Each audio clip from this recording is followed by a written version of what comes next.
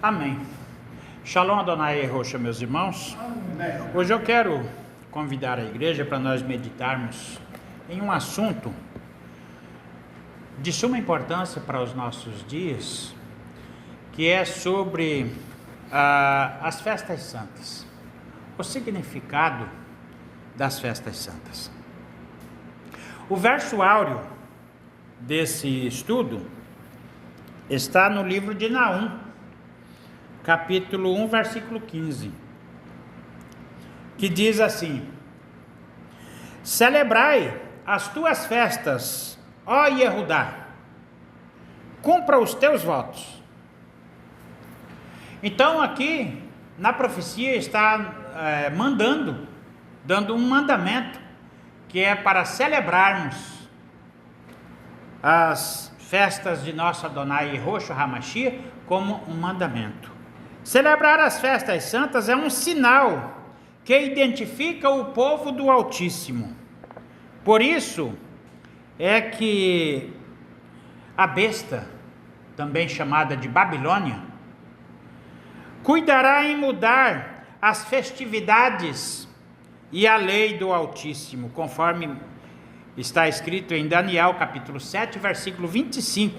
Lá diz: cuidará em mudar as festividades e a lei do Altíssimo. Na maioria das Bíblias vocês vão ler esse mesmo versículo aqui, dizendo assim: cuidará em mudar os tempos e as leis, né?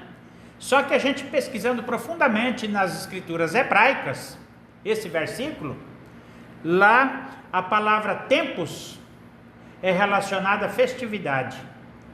Então a tradução correta é essa: cuidará em mudar as festividades e a lei.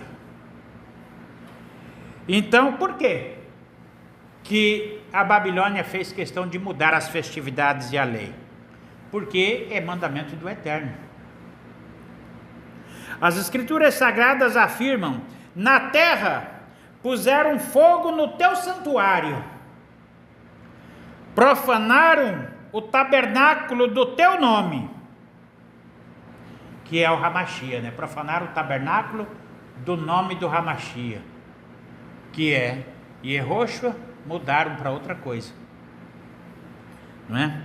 Disseram no seu coração com os da sua parentela: façamos cessar na terra todos os dias de festas consagrados a Deus. Isso está registrado no Salmo capítulo 73, versículos 7 e 8, é um versículo que só se acha na Bíblia hebraica. Nas outras Bíblias, nas demais Bíblias, eles mudaram. Porém, nessa Bíblia grandona aqui, esta, antiga, existe esse versículo, porque é uma Bíblia antiga. E por que nas outras eles apagaram esse versículo? Mudaram, fizeram, você lê esse versículo lá, fala outra coisa. Então, é a mudança. Cuidaram em mudar as festividades e a lei. Com que finalidade Deus criou a lua? Lá no princípio, quando Deus criou a lua. Com que finalidade? Vamos ver aqui. Gênesis capítulo 1, versículo 14. Gênesis capítulo 1, versículo 14, assim como em Eclesiástico capítulo 43 e versículo 6, e também em Salmo 81, versos 3 e 4. Todas essas leituras, todos esses versículos aqui, diz a mesma coisa. Agora vamos nos ater ao texto de Gênesis. Gênesis 1,14. Aparece a palavra hebraica Moadim, que quer dizer festas. Então, Deus criou os luminares. Então, na maioria das traduções, na maioria, não em todas, na maioria das traduções fala que Deus criou os luminares para marcar, como é? Lê aí, Natanael? Aqui fala para tempos determinados. Para tempo? Hã? Para os tempos determinados e dias do ano. Tempos determinados e dias do ano. Nesta Bíblia de Jerusalém, aqui fala que é para marcar as festividades e as estações. A palavra hebraica que aparece lá não pode ser traduzida como estações. mas é festividades. Olha só, a palavra hebraica Moadim quer dizer festas, e que foi erradamente traduzida como estações, e a palavra estações em hebraico seria Oná, e não Moadim. Então aqui já é um erro de tradução que começa desde lá do Gênesis, quando traduziram, para mudar os tempos e as leis. Aí fala tempos, né? Tempos o que determinado? Os tempos e os dias e anos. Os tempos das festas. Os tempos das festas. Nessa Bíblia aí é a de Jerusalém? Fala festa. Lê aí. Separar o dia da noite, que eles sirvam de sinais tanto para as festas quanto para os dias e os anos. Pronto, é isso que eu falei. A Bíblia de Jerusalém fala as festas. As outras, a Bíblia de Almeida, a maioria delas fala estações. A palavra é para marcar as festas, determinar as festas. Muito bem. Agora veja só, Deus criou a lua para marcar as festas. Por que agora vem Ivo de Camargo dizer que, como é que não existe lua, quer dizer, existe lua no céu, mas não é para marcar nada, a lua não vale nada para ele. Então, em Eclesiástico também só tem nessa Bíblia aí de Jerusalém. Eclesiástico é lá, Maico, pode procurar depois de Salmo, depois de Provérbios. Eclesiástico 43, verso 6. Mas você pode achar aí só para confirmar, mas lá está escrito que Deus criou a lua para marcar, a lua é sinal eterno, que marca as festas. A lua é sinal eterno, não é que diz aí? Aqui fala, a lua é em todas as suas fases regulares a marca do tempo e sinal do futuro. Marca do tempo e sinal das épocas, sinal do futuro. Então a lua marca o tempo, e ela é sinal. Então, muito bem, celebrar as festas santas é mandamento do Altíssimo? Bom, em Levítico 23, lá fala que estas são as festas do Deus eterno, e ele então ali ele começa a especificar cada uma das 7 festas, começando ali pelo sábado do 7º dia, sábado semanal, e depois entra ali nas festas do primeiro mês, que é a festa da Páscoa, depois as primícias, depois tem a festa dos pães ázimos, depois tem a festa das semanas, que é o Pentecostes. Aí depois, no 7º mês, tem mais 3 festas, que é as trombetas, e o Yom Kippur e o Sukkot, finalmente. Muito bem. E aí vem determinando como sendo mandamento eterno, mandamento perpétuo. Em qualquer dicionário você pode procurar a definição da palavra perpétuo. Perpétuo quer dizer contínuo, é eterno, sem fim, que não muda, não é? Mandamento perpétuo. Agora diz, não, mas isso aí foi lá no Velho Testamento, agora nós estamos no Novo Testamento, a Nova Aliança, a lei mudou. A lei mudou? Vamos ver aqui. O Senhor Yahushua aboliu as festas santas? Mudou a lei? Mateus capítulo 5, verso 17 a 19. Ele disse: não penseis que eu vim abolir a lei ou os profetas. Não vim abolir. Eu vim para espiritualizar, para avivar, para dar o seu real cumprimento. E o apóstolo Paulo combateu as festas? 1 Coríntios capítulo 5 e versículo 8, e também Atos 24, 14. Interessante esse texto de Atos 24, 14. Esse é um texto básico no Novo Testamento do apóstolo Paulo, que a maioria dos cristãos hoje em dia, principalmente os protestantes, os católicos também, eles têm o apóstolo Paulo como sendo um comandante, vamos dizer assim, o apóstolo dos gentios. E a palavra do apóstolo Paulo, para eles, para nós não, mas para eles, tem mais validade do que qualquer profeta do Antigo Testamento. Eu digo para nós não estou desmenosprezando as palavras de Paulo, mas eu estou dizendo que as palavras dele estão em igualdade na balança com os profetas do antigo. Então, mas o que Paulo falou? Atos 24, 14. Pelo que façamos a festa, porque o Paulo, ele falou em Coríntios, pelo que façamos a festa, porque Atos 24, 14, ele disse: eu confesso que creio em tudo que está escrito na lei e nos profetas.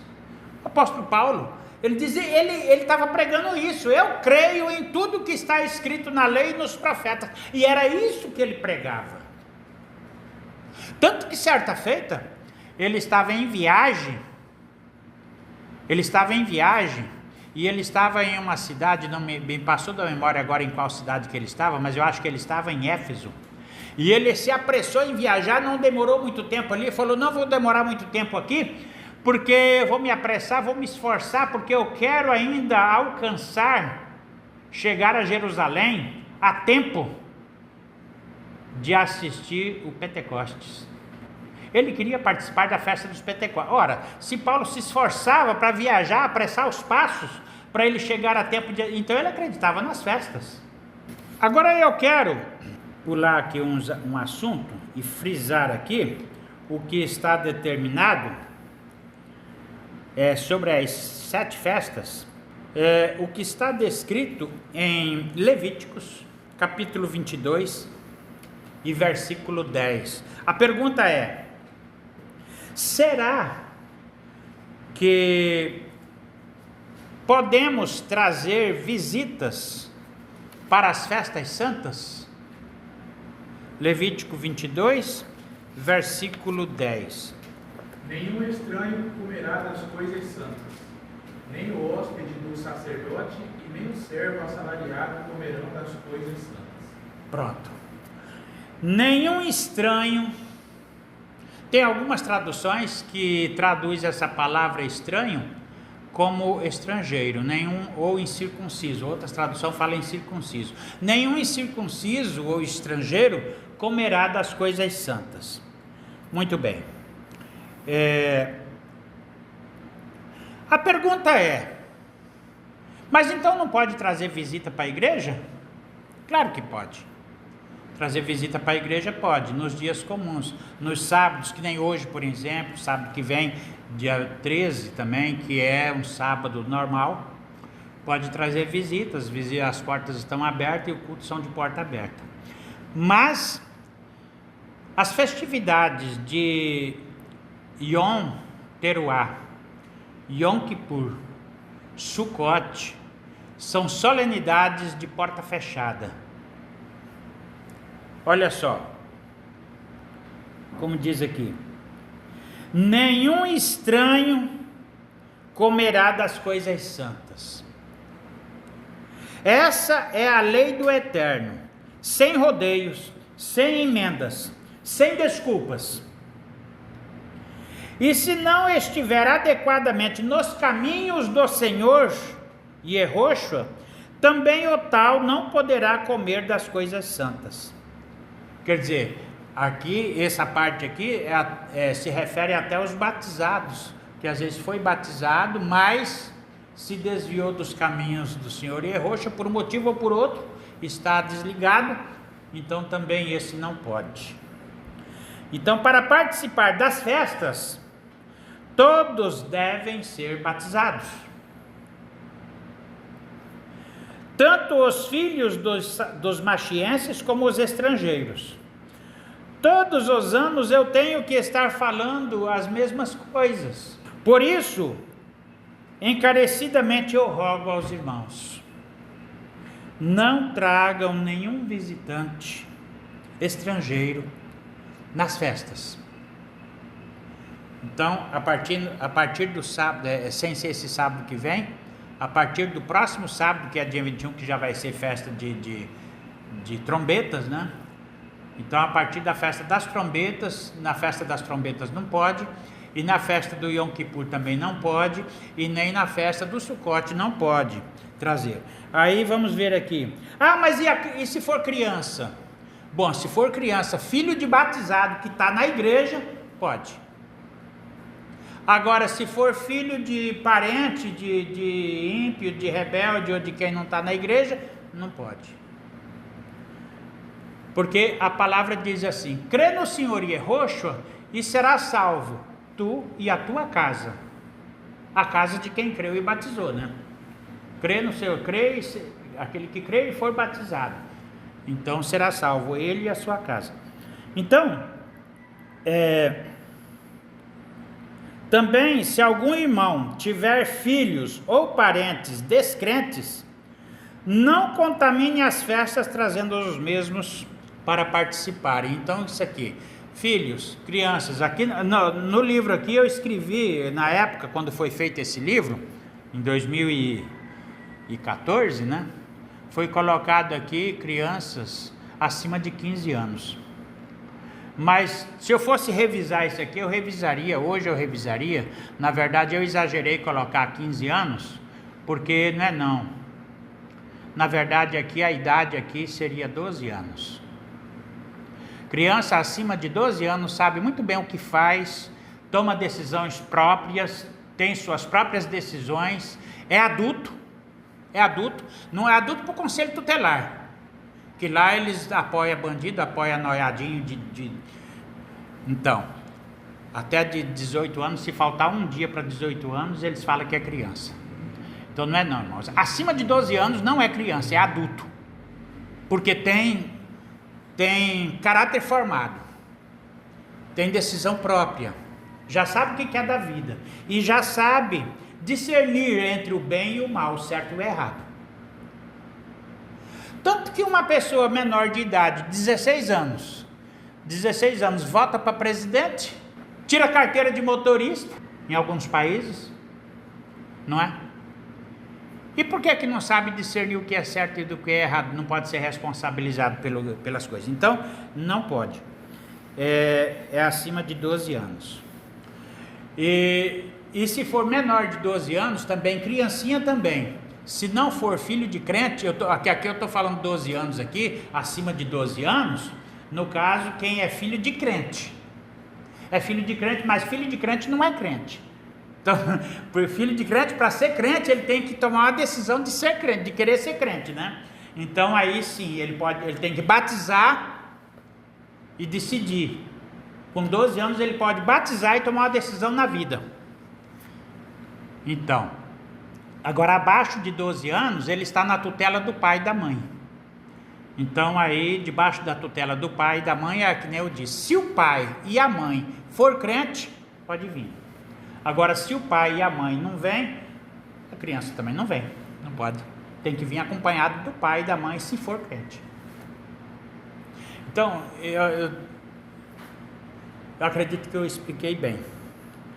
Agora eu queria fazer aqui um complemento na palavra do Senhor Yehoshua, aqui agora, no livro do profeta Joel. Eu queria fazer aqui uma adenda, uma emenda. No livro do profeta Joel, eu queria fazer aqui um acréscimo a esse estudo que nós estamos fazendo aqui, que é sobre o significado dessas festas.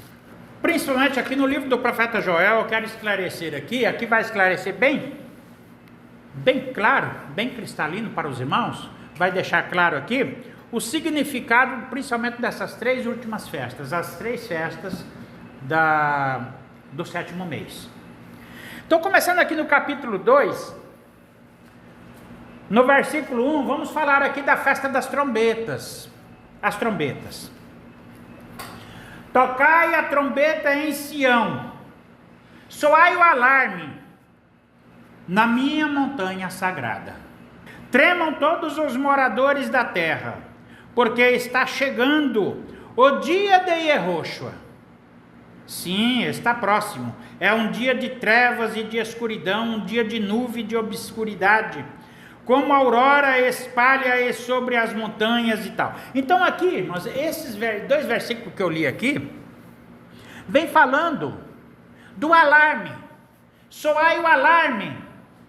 Algumas traduções falam soai o alarme, outros falam tocai a trombeta, ou soai o shofar. É tudo a mesma coisa, eu estou falando aqui de sinônimos. Então são a mesma coisa. Então isso aqui é o significado das trombetas. É a festa do 7º mês, a lua nova do 7º mês. É as trombetas. Soai o alarme, anunciai, trema os habitantes da terra, porque está chegando. Quando diz está chegando, fala de uma proximidade futura. Está no futuro, mas está bem próximo. Está chegando. Está chegando o dia terrível do Senhor Yehoshua. De que dia é esse que está falando aqui? Aqui está falando do Yom Kippur que está se aproximando. Soai o alarme. Fiquem atentos, prestem atenção. Não vacilem. Tomai os seus postos. Acordem. Temei a Deus e dai-lhe glória, porque é chegada a hora do seu juízo. Prepara-te, ó Israel, para te encontrares com o teu Deus. E agora, se nós vamos aqui pular alguns versículos, eu quero chegar aqui mais na frente, que é onde interessa. Vamos para a próxima festa. É o verso agora 12.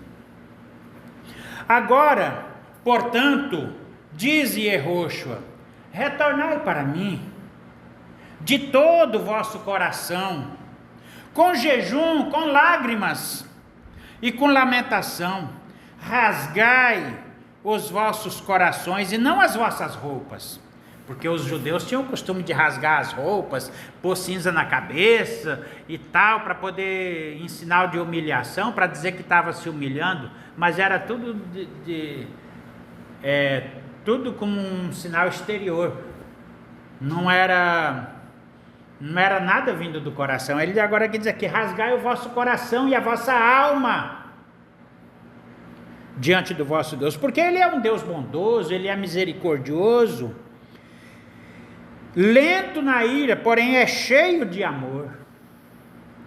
Ele se compadece da desgraça.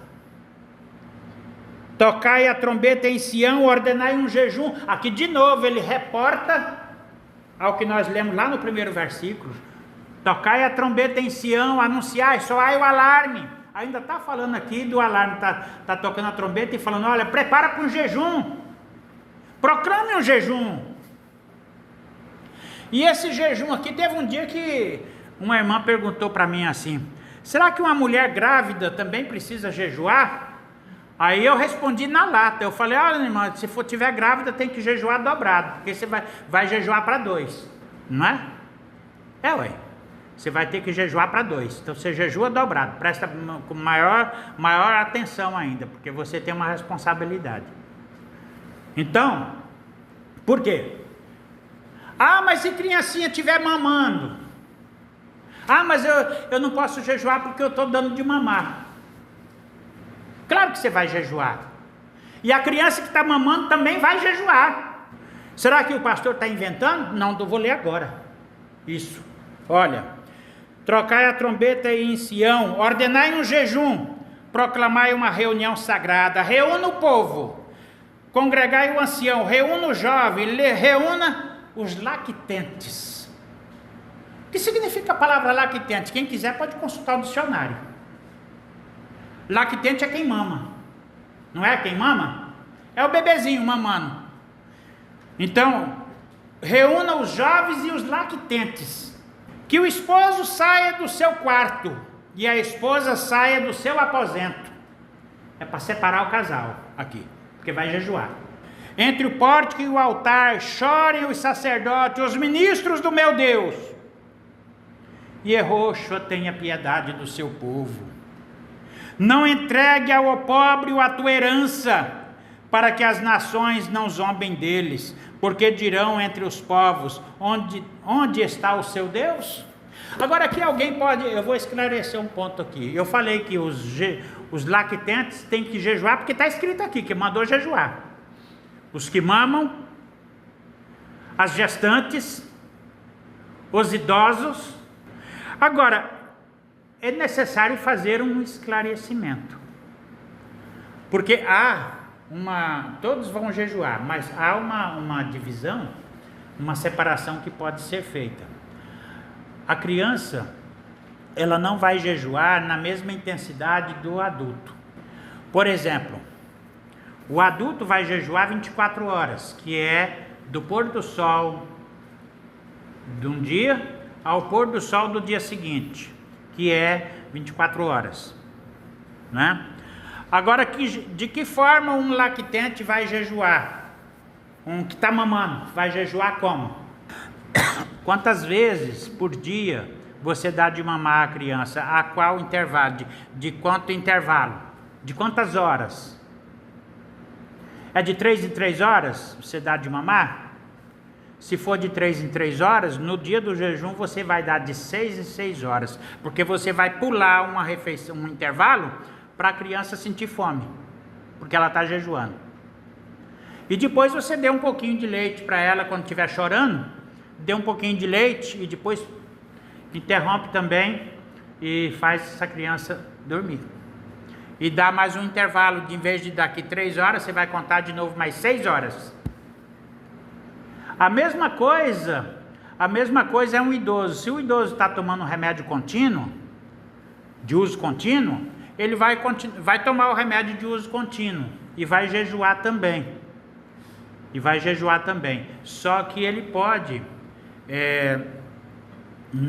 no momento do remédio, por exemplo, ele pode tomar um copo de água junto com aquele remédio, ou um leite, um negócio, e aí depois dar sequência no jejum. Então, para não ficar igual, para não equiparar, para ficar uma coisa justa, equitativa. Então, isso é um balanceamento justo. Não é o mesmo jejum da criança, não é o mesmo jejum do adulto, mas vai jejuar. E o jejum do doente e o jejum do idoso também, e da gestante, não é o mesmo jejum também, igual, mas vai jejuar, todos vão jejuar. Aliás, perdão, irmãos, eu falei gestante aqui, não era para me ter falado gestante. A gestante jejua igual, porque gestante não é doente. Eu falei do doente. O doente, ele tem uma colher de chá para quem está doente, está tomando remédio e tal. A gestante não, gravidez não é doença. Então pode jejuar normal, sim, sem restrição, 24 horas. Então, irmãos, era isso que eu queria passar para os irmãos. E em nome do Senhor Yehoshua HaMashiach. E que o nome de nosso Adonai, Yehoshua HaMashiach, seja louvado.